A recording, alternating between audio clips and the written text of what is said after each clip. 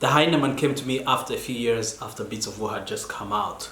And I really wanted to add a new character to the Etianverse, the character that could bring in different layers and obviously tell a different sort of story set in future, but a character that was completely different from E.T. From Beats of War. So the Hyena Man is more darker, so it's a sort of like a 12 and above read, and it's gonna get darker in future issues. Really about sort of like when you look at the DC and Marvel, I would say DC mostly the Batman in the DC, and Marvel for Marvel I'd say a character like Blade. So kind of getting those two ideas and creating the Hyena Man sort of based on my values and my culture from Africa. I started researching on different cultures around Africa, and I found there's different cultures in Congo and Nigeria that have hyena men who live deep in different villages, somewhere deep in the forest, and they do take in these little baby hyenas and look after them, and they are part of their community, and they take them to festivals, and that sort of idea is sparked this sort of imagination about how these people really treasure these animals. If you look at how people love dogs, basically they believe that these animals are connected to them in the ecosystem, so they have to protect them, and they are part of them, a part of their life, so they take them out for entertainment. People get to see them, but there's that fear thing, that fear factor that is around hyenas that makes people curious, and that sort of sparked my imagination, and I started writing. So now if you have a character, you start asking yourself these questions.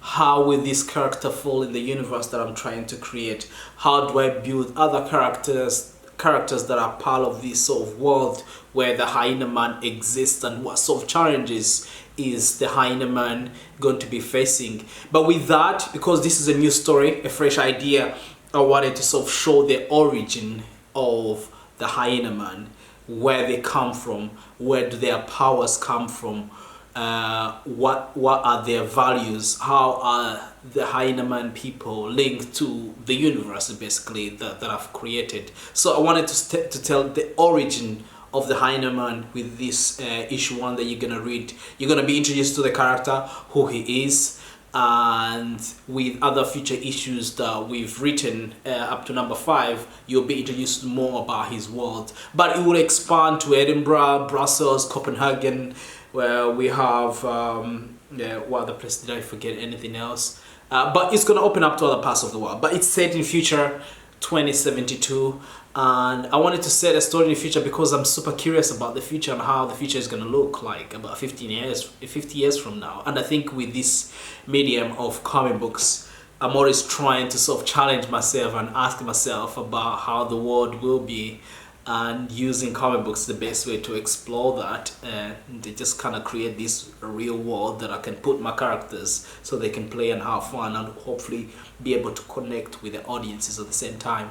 Bringing on Craig was a big upgrade to the story. Obviously, him coming from a film background as a script writer, he saw my story and then brought in these other ideas, these little potholes that missed different. It's like a jigsaw puzzle where you have a few sections that are missing certain sections. So he came in and just sort of put in the missing puzzles and then just kind of added to the whole big bold universe that I'm creating. So he's a good collaborator. He saw my story. He's not that kind of editor who comes on and is like, let's try something completely new. He saw my story, he stuck with the story and just restructured things to sort of fit my first draft that I'd written, and the collaboration started from there. And then through when we were writing the books, I was like, come on man, you have to be a co-writer, you know. And I think he has contributed hugely and is a great collaborator just in general, really, to work with. You in the comic book world, you want to find people that actually are on the same wavelength with you, like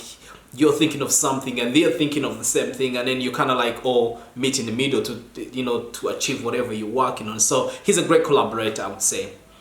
Most of my stories always have Africa in them because I grew up in Africa, I'm born in Africa, and I feel like having a reference of who I am and where I come from and staying true to myself is really important. All the stories I tell, that's why constantly I'm talking about science fiction and Afrofuturism. I really want to push the whole idea of showing the world of what Africa is, but also blending in other parts of the world that I've visited, which is like, you know, you've got New York, you've got Scotland, you've got Brussels, and other parts of the world that I've visited. So Africa will always be part of everything that I do, because this is where home is. That's where I was born, and I think showing it to the world, showing it into the world through this medium is going to be a pretty exciting thing for me to explore.